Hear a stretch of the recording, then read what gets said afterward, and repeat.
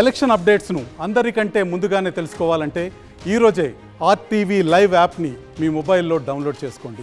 ఫోన్ల ద్వారా బురిడి కొట్టిస్తున్నారు. ఆ ఫోన్లని మీరు నమ్మారా? మీ బ్యాంక్ ఖాతాలకి చెన్నాలు పడినట్టే.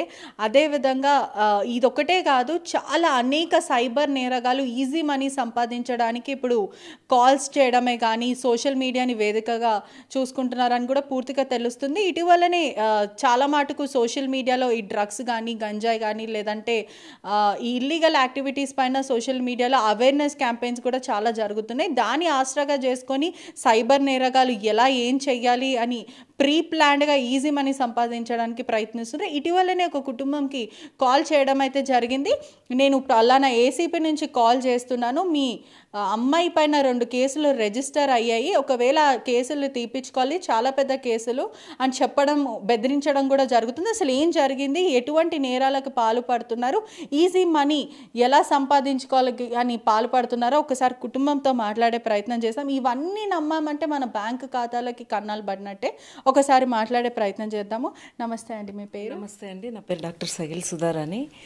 మొన్న నేను మా వారు ఇద్దరము శుక్రవారం రోజు బయటకు వెళ్దామని 12:30 ఆ సమయంలో 12:30 సమయంలో బయటకు వెళ్ళాము. వెళ్ళిన ఒక 10 నిమిషాలకి ఇక్కడి నుంచి చింతల్ బస్తీ దగ్గరికి వెళ్తూనే నాకు ఒక కాల్ వచ్చింది. చూస్తే వాట్సాప్ కాల్ ఉంది. అందులో ఏసీపీ అని పోలీసు బట్టలు వేసుకున్న ఒక అధికారి కనిపించారు. వెంటనే ఇక్కడి నుంచి ఫోన్ వచ్చినట్లుంది, ఏసీపీ గారు ఎవరో చేస్తున్నట్టున్నారంటే లిఫ్ట్ చేయమన్నారు మా వారు.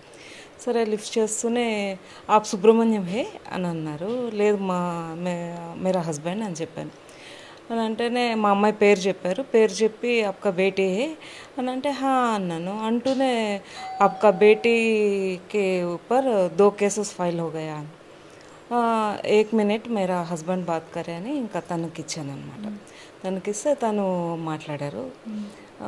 అంటే ఈ ఒక చదువుకున్న వాళ్ళకే ఒక భయం కలిగించేటట్లు మాట్లాడడం అనేది జరుగుతుంది. అసలు ఏం మాట్లాడారు సార్ మీతోని? అంటే ఇట్లా నేను ఏసీపీని కాల్ చేస్తున్నాను అని చెప్పారు, మీతో ఏం మాట్లాడారు? సాబ్ బోలియా అని నేను చెప్పాను.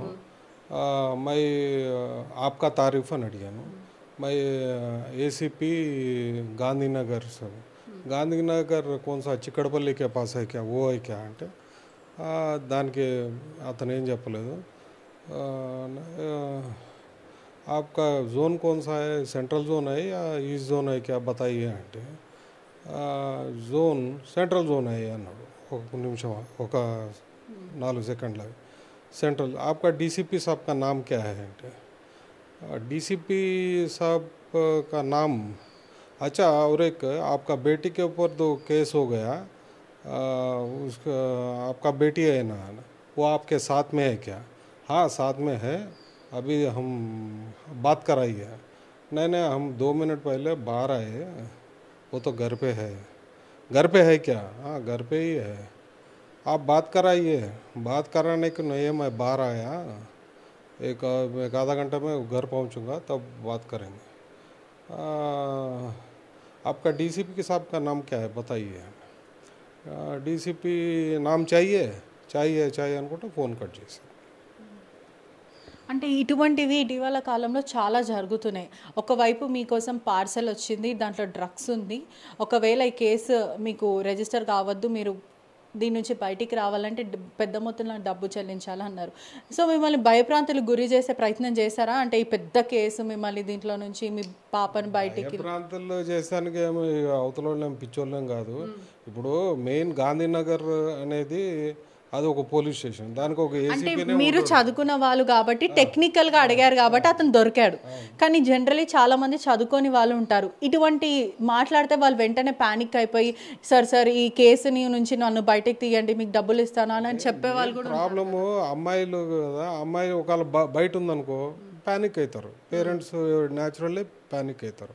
ఆ పానిక్ ఒకవేళ హాస్టల్లో ఉందనుకో, అయ్యో ఏమైందో మా పాపకి అని చెప్పి ఒక భయం కలుగుతుంది. ఆ భయంని వాళ్ళు అడ్వాంటేజ్ తీసుకొని డబ్బులు లాగేదానికి దీనికి ప్రయత్నాలు చేస్తారు. మీరు చాలా తెలివిగా అడిగే ప్రశ్నలు, అంటే క్రాస్ క్వశ్చనింగ్ చేసే బట్టికి అతను బయటికి వచ్చాడని కూడా తెలుస్తుంది. అంటే కట్ చేయడం బయటికి రాలేదు, అతను ఇది రాంగ్ నెంబర్ అనుకుని వదిలేసినాడు అంతే.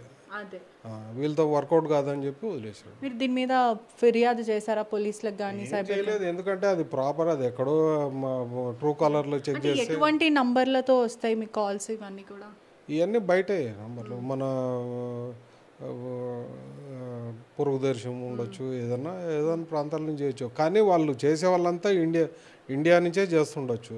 బహుశా ఇది ఢిల్లీ, యూపీ, ఈ జమ్తారా అని చెప్పి మా జార్ఖండ్లో కొన్ని ప్రాంతాలు అక్కడి నుంచి కూడా చేయొచ్చు, చెప్పలేము మనం. మీరు ఏదైతే పోలీస్ ఆఫీసర్ డీపీ ఉందో ఆ డీపీని మీరు మళ్ళీ గూగుల్లో పెట్టి అధికారులు ఎవరైనా ట్రై చేసే ప్రయత్నం చేస్తారు? మొదట ఆ నెంబర్ని చూసామమ్మా. నెంబర్ ఎక్కడి నుంచి వచ్చింది ఈ నెంబర్ అని ఒకసారి చెక్ చేయమని పాపకి ఇస్తూనే అది వెంటనే పాకిస్తానీ సిమ్ నుంచి వచ్చిన నెంబరు.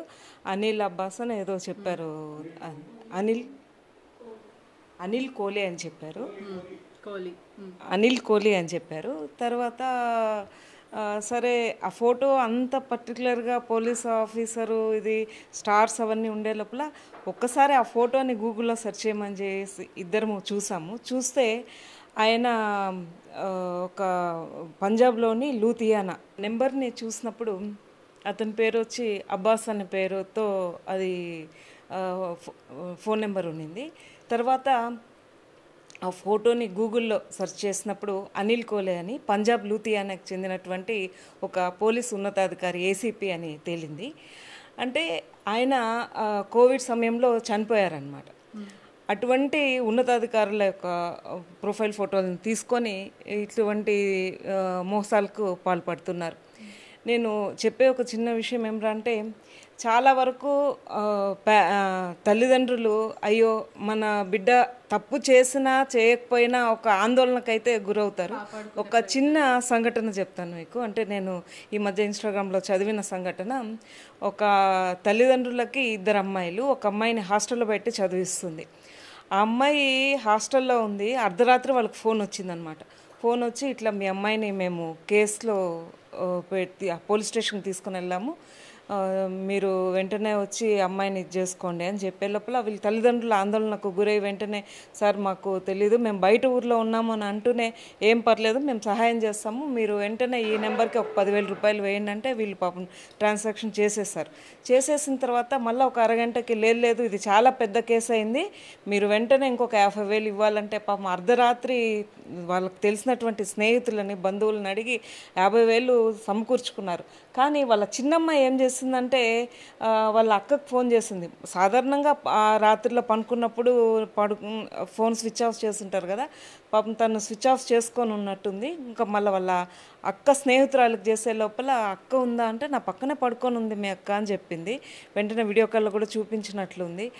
అండ్ తర్వాత వీళ్ళు మోసానికి అయ్యో గురయ్యాము అనేసి తర్వాత పోలీస్ స్టేషన్కి ఫిర్యాదు చేయడం జరిగింది. ఆ నెంబర్ చేస్తే తర్వాత మనుగడలో లేదు. దీంట్లో కూడా దాన్ని మార్చేసేసారు. అంటే ప్రొఫైల్ ఫొటోస్ చేంజ్ చేస్తూ ఉన్నారు ఈ నంబర్ పైన.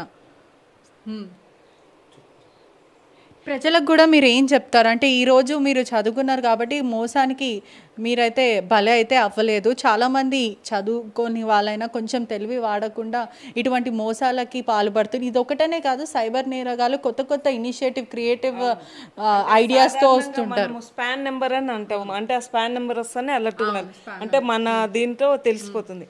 కానీ ఇట్లా ప్రొఫైల్ ఫోటోతో వాళ్ళ డిజిగ్నేషన్ అంతా కూడా పెట్టి ఇచ్చే లోపల చదువుకున్న వాళ్ళ మేమే ఒక క్షణం వరకు భయాందోళనకి గురయ్యాం. అయ్యో ఏంది ఫోన్ ఏంది, అమ్మాయి పైన కేసులు రావడమైనా. అంటే సాధారణంగా ఆడపిల్ల అనంటే ఎవరైనా తల్లిదండ్రులు కొంచెం భయానికి గురవడానికి అవకాశం ఉంటుంది.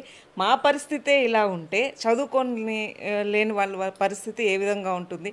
కూలీ నాలి చేసుకుంటూ బిడ్డల్ని చదివించుకుంటూ వాళ్ళకి అయ్యో బిడ్డకి ఇట్లా అయిందా అని ముందు వెనకలు ఆలోచించకుండా ఉన్న డబ్బులన్నీ కూడా పోగొట్టుకొని తర్వాత చేతులు కాళ్ళాక ఆకులు పట్టుకొని ప్రయోజనం లేదు.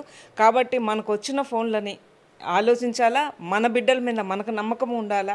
అదే సమయంలో మనము ముందు మన వాళ్ళని అడిగి తర్వాత ముందడుగు వేస్తే బాగుంటుందని నా ఉద్దేశం. ఇప్పుడు మీకు చూపించాను కదా, ఇందాక ఇంకొక పోలీసు ఉన్నతాధికారి ఫోటో ఉంది.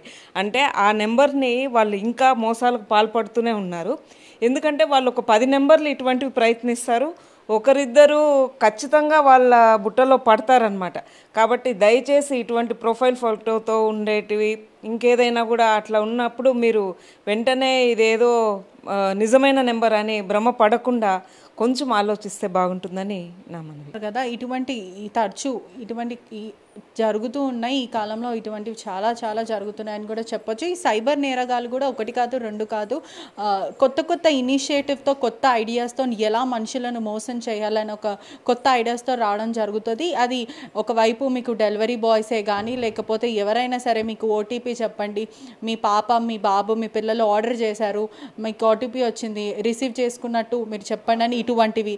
దాని తర్వాత ఒక ప్రత్యేక వాట్సాప్ నంబర్స్ నుంచి ప్లస్ అనే నంబర్స్ నుంచి కాల్ చేసి మీ పాప అరెస్ట్ అయింది, మీ బాబు జైల్లో ఉన్నాడు ప్రస్తుతం, ఇది చాలా పెద్ద కేసు డ్రగ్ కేసు అంటూ, లేకపోతే ఇంకా అమ్మాయిని మోసం చేశాడు అని అనేక కేసులు ఉన్నాయి, మీరు కొంచెం నేను హెల్ప్ చేస్తాను మీకు, మీరు డబ్బులు చెల్లించండి, దీని నుంచి నేను బయటికి తీస్తానని ఇలా బెదిరింపు ఫోన్లు ఇటువంటివి చాలా జరుగుతాయి. ప్రజలు కూడా చాలా అప్రమత్తంగా ఉండాలి. ఇటువంటి ఫోన్ కాల్స్ వచ్చినా దాన్ని బ్లాక్ చేయడం, దాని తర్వాత అదేవిధంగా సైబర్ పోలీసులకి కేస్ ఫైల్ చేయడం కానీ లేకపోతే ఇంటిమేట్ చేయడం కానీ చాలా ఇంపార్టెంట్. ప్రజలు కూడా చాలా అప్రమత్తంగా ఉండాలి.